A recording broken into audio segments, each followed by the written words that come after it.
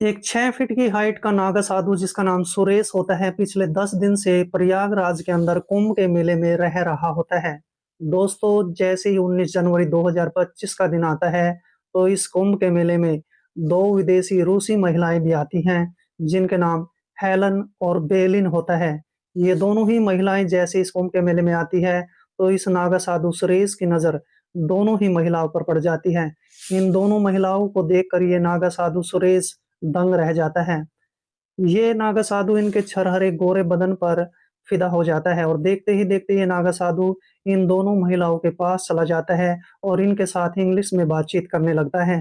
ये दोनों महिलाएं इस नागा साधु की इंग्लिश को सुनकर काफी इम्प्रेस होती हैं, काफी प्रभावित होती हैं। और इसके बाद ये नागा साधु सुरेश इन दोनों रूसी महिलाओं को कहने लगता है कि प्रयागराज के अंदर सारा कुंभ का मेला मैं तुम्हें दिखाऊंगा। और इसके बाद ये नागा साधु सुरेश इन दोनों रूसी महिलाओं को सारा दिन मेला दिखा देता है। दोस्तों, जैसे शाम होती है, तो शाम के समय ये दोनों रूसी महिलाएं खाने पीने की शौकीन होती हैं और इसके बाद ये दोनों महिलाएं प्रयागराज से थोड़ा बाहर चली जाती हैं और वहां पर एक होटल देख लेती हैं। उस होटल के अंदर एक कमरा भी बुक कर लेती हैं और जैसे ही होटल के अंदर कमरा बुक कर लिया जाता है, तो काफी महंगी ज्यादा शराब भी मंगवाई जाती है। जैसे ही दोनों बैठकर शराब पीती है, तो दोनों को नशा भी हो जाता है और इसके बाद देखते ही देखते ये दोनों विदेशी महिलाएं इस नागा साधु सुरेश के पास फोन कॉल करती हैं और इसको उस होटल का एड्रेस भी दे देती हैं। कुछ समय के बाद ये नागा साधु सुरेश इस होटल के कमरे में पहुंच जाता है। जैसे ही होटल के कमरे में जाता है, तो दोनों विदेशी महिलाएं निर्वस्त्र बिस्तर पर लेटी हुई होती हैं, जिनको देखकर ये नागा साधु सुरेश दंग रह जाता है। और इसके बाद ये दोनों रूसी महिलाएं दरवाजा बंद कर लेती हैं और अपने बदन से बचे खुचे जो कपड़े होते हैं उनको हटाना शुरू कर देती है। और इसके बाद ये दोनों महिलाएं और साथ में नागा साधु सुरेश, इन तीनों के बीच क्या होने वाला है, बेहद हैरत अंगेज कहानी है। आखिर ये नागा साधु सुरेश होता कौन है, इसकी बैकग्राउंड क्या होती है? जब आपको इसकी बैकग्राउंड के बारे में पता चलेगा दोस्तों, तो आपके पैरों के नीचे से जमीन खिसकने वाली है। दोस्तों, कहानी में आगे बढ़ने से पहले बस वही आपसे एक रिक्वेस्ट है कि आप अपने इस चैनल को सब्सक्राइब कर ले, वीडियो को एक लाइक कर दें। दोस्तों, आप जहां कहीं से भी हमारी वीडियोस को देखते हैं, आप अपना प्यारा सा नाम और सिटी का नाम कमेंट बॉक्स में जरूर लिखें, ताकि दोस्तों आने वाली वीडियोस में मैं आपका नाम ले सकूं। नमस्कार दोस्तों, मैं कुलदीप राणा। आज की हमारी सच्ची कहानी की शुरुआत होती है उत्तर प्रदेश के प्रयागराज से। और प्रयागराज के पास ही एक गमहर नाम का गांव होता है और इसी गमहर गांव में रहने वाला अर्जुन सिंह, जो कि एक किराने की दुकान चलाता है। किराने की दुकान बहुत अच्छी खासी चल रही होती है। इस अर्जुन का एक ही बेटा होता है, जिसका नाम सुरेश होता है। सुरेश जो कि काफी अच्छा पढ़ा लिखा भी होता है और आजकल पहलवानी का काम करता है। कद 6 फीट और दैत्य दानव जैसा दिखाई देने वाला इंसान होता है। दोस्तों, कुछ दिन गुजर जाने के बाद अर्जुन की दुकान में, यानी किराने की दुकान में आग लग जाती है शॉर्ट सर्किट के कारण, और जिसके कारण उसकी दुकान जलकर राख हो जाती है। इसके बाद इसके लड़के सुरेश से ये बात बर्दाश्त नहीं होती है। इसका पिता अर्जुन बेहद टूट चुका होता है और इसके बाद ये लड़का सुरेश पास ही के साहूकार के पास जाता है, उससे 5 लाख रुपए का कर्ज लेता है और फिर से अपने पिता अर्जुन की दुकान, यानी किराने की दुकान खुलवा देता है। दोस्तों, देखते ही देखते 2 से 3 महीने का वक्त गुजर जाता है। फिर इसके बाद वो साहूकार इस लड़के सुरेश के पास आता है और कहने लगता है कि मुझे मेरे पैसे लौटा दो। अब इसके बाद ये लड़का सोचने पर मजबूर हो जाता है कि आखिर मैं इतनी बड़ी रकम कैसे चुकाऊंगा। और दोस्तों, इसके बाद ये 1 महीने का वक्त इससे मांग लेता है। ये लड़का सुरेश बहुत बड़ा काम करने वाला था। यह लड़का सुरेश अपने दो दोस्तों के साथ मिलकर एक प्लान तैयार करता है। पास के ही एक गांव में चला जाता है। रात के समय वहां पर एक बहुत बड़ी 15 लाख रुपयों की चोरी की जाती है और जैसे ये चोरी हो जाती है, तो ये तीनों दोस्त अपने गांव में आते हैं और गांव में आने के बाद अगले दिन ये लड़का सुरेश इस साहूकार के पास जाता है, इसको 5 लाख रुपए दे देता है और ये तीनों दोस्त इस गांव से फरार हो जाते हैं। दो दोस्त तो इसके कहीं और चले जाते हैं, लेकिन ये लड़का सुरेश प्रयागराज के कुंभ के मेले में आ जाता है और नागा साधुओं को देखने लगता है। और इसके बाद इसके दिमाग में एक प्लान आता है। ये लड़का नागा साधु का वेश धारण करता है और नागा साधु बनकर इस प्रयागराज के अंदर रहना शुरू कर देता है। इस लड़के सुरेश को नागा साधु का वेश धारण किए हुए यहाँ पर 10 दिन का वक्त गुजर जाता है और एक तारीख आती है 19 जनवरी 2025। इस तारीख के अंदर यहाँ पर इस कुंभ के मेले में दो विदेशी महिलाएं जो कि रूस की होती हैं, जिनके नाम हेलन और बेलिन होता है। दोनों ही महिलाएं देखने में खूबसूरत होती हैं। ये दोनों महिलाएं कुंभ का मेला देखने के लिए प्रयागराज के अंदर आ जाती हैं। उस समय तक तो ये इस मेले में घूमती रहती है, लेकिन जैसे ही घूमते-घूमते इस नागा साधु सुरेश के पास आती है और सुरेश नागा साधु की नज़र इन दोनों खूबसूरत विदेशी महिलाओं पर पड़ती है, तो ये लड़का इनको देखकर दंग रह जाता है। इस लड़के ने नागा साधु का वेश धारण कर रखा था और इसके बाद ये सुरेश नागा साधु इन दोनों खूबसूरत महिलाओं के पास जाता है और इनसे इंग्लिश में बातचीत करने लगता है।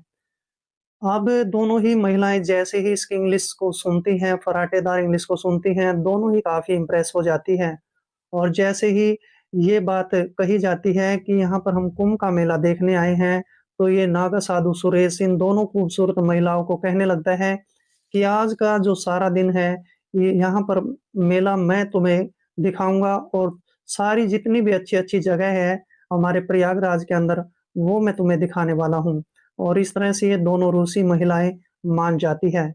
ये लड़का सुरेश पूरा दिन इनको प्रयागराज के अंदर कुंभ का मेला दिखाता है। और जैसे ही शाम हो जाती है तो ये दोनों रूसी महिलाएं हेलन और बेलिन इस साधु बाबा से काफी प्रभावित होती हैं, इसको कुछ पैसे देने की कोशिश करने लगती है। लेकिन ये लड़का यानी कि जो नागा साधु होता है, इनसे कुछ भी पैसे नहीं लेता है और इसी बात से ये दोनों रूसी महिलाएं इससे काफी ज्यादा खुश हो जाती हैं।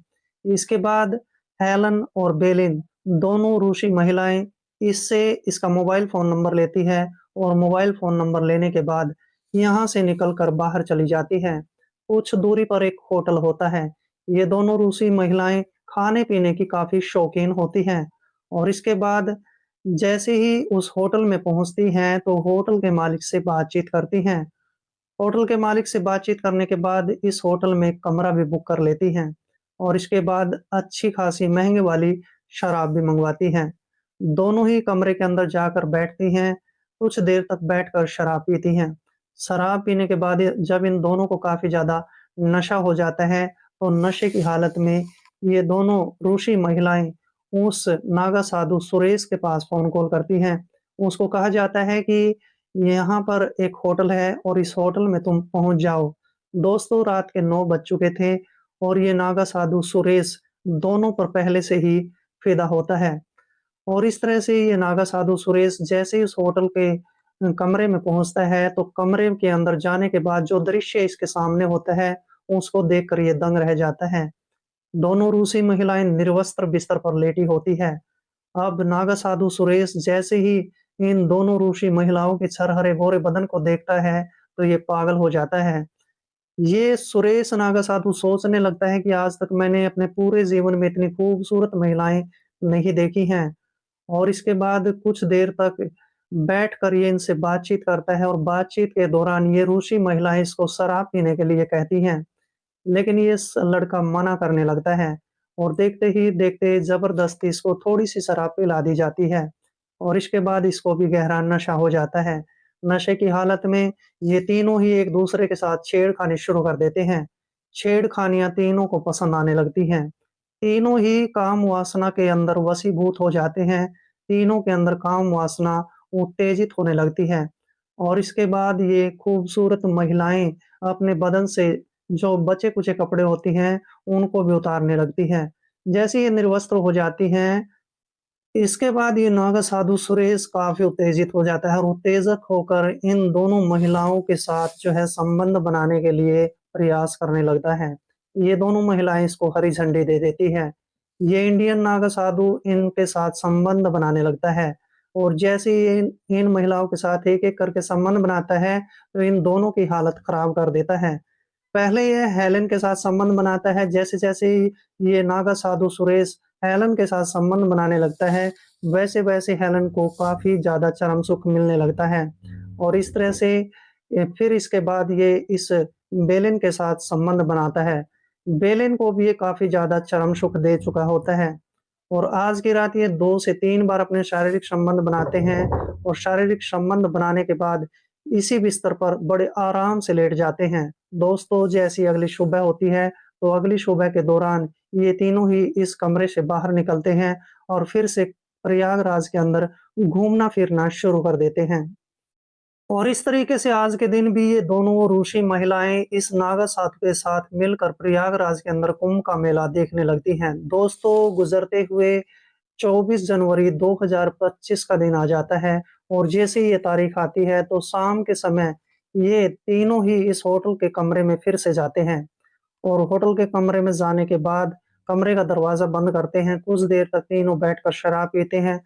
शराब पीने के बाद जैसे ही तीनों को नशा हो जाता है, तो नशे की हालत में ये तीनों ही अपने-अपने मर्ज़ी से अपने शारीरिक संबंध बनाना शुरू कर देते हैं। लेकिन दोस्तों, उस समय जैसे ही ये नागा साधु सुरेश इस होटल के अंदर एंट्री कर रहा होता है, तो एक पुलिस का जो खबरी होता है, इस सुरेश को वहाँ पर देख लेता है। और इसके बाद वो खबरी पुलिस के पास फ़ोन कॉल करता है। पुलिस को ये बताया जाता है कि सुरेश इस होटल के अंदर 2 विदेशी महिलाओं के साथ ठहरा हुआ है।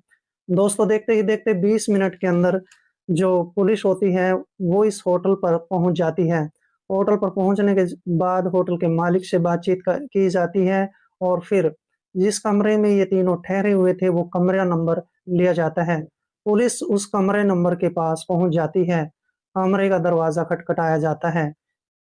जैसे ही कमरे पर दस्तक होती है, तो ये तीनों घबराना शुरू कर देते हैं, सोचने लगते हैं कि इतनी देर रात गई, आखिर कौन आ गया है? और इसके बाद सुरेश जैसे ही दरवाज़ा खोलता है, तो इसके होश उड़ जाते हैं। इसके चेहरे का रंग पीला पड़ जाता है क्योंकि पुलिस इसके सामने खड़ी होती है। और इसके बाद पुलिस जैसे ही कमरे के अंदर जाती है, तो कमरे के अंदर का दृश्य देखकर पुलिस के भी होश उड़ जाते हैं। और इसके बाद दोनों विदेशी महिलाओं से बातचीत की जाती है। दोनों विदेशी महिलाएँ उसी समय पुलिस के सामने कहने लगती हैं कि हम अपनी मर्ज़ी से यहाँ पर ठहरे हुए थे और हमने इस नागा साधु को गाइड के तौर पर हायर किया था, क्योंकि ये हमें पूरा दिन इस प्रयागराज के अंदर मेला दिखाता था। और इस तरह से पुलिस इन दोनों विदेशी महिलाओं को कुछ भी नहीं कहती है। और यहाँ से इस लड़के सुरेश को गिरफ्तार कर लिया जाता है, क्योंकि इसने बहुत बड़ी चोरी कर रखी थी। और इसके बाद जैसे ही सुरेश की पिटाई की जाती है, तो सुरेश अपने दोनों दोस्तों के नाम भी बताता है, जिन दोनों दोस्तों के साथ इसने उस चोरी को अंजाम दिया था। और इस तरह से उसके बाद पुलिस उन दोनों दोस्तों को भी गिरफ्तार कर लेती है। और फिर पुलिस इनके खिलाफ एक चार्जशीट तैयार करती है और इन तीनों पर मुकदमा दायर कर दिया गया है। दोस्तों, आगे ये बात भविष्य में तय होगी कि जज साहब इन तीनों को क्या सज़ा सुनाने वाले हैं। दरअसल दोस्तों, इस कहानी को सुनाने का मेरा उद्देश्य किसी का दिल दुखाना नहीं था, बल्कि आपको सजग करना था, आपको सतर्क करना था। तो मिलते हैं किसी ऐसी कहानी के साथ, तब तक के लिए दोस्तों जय हिंद, वंदे मातरम।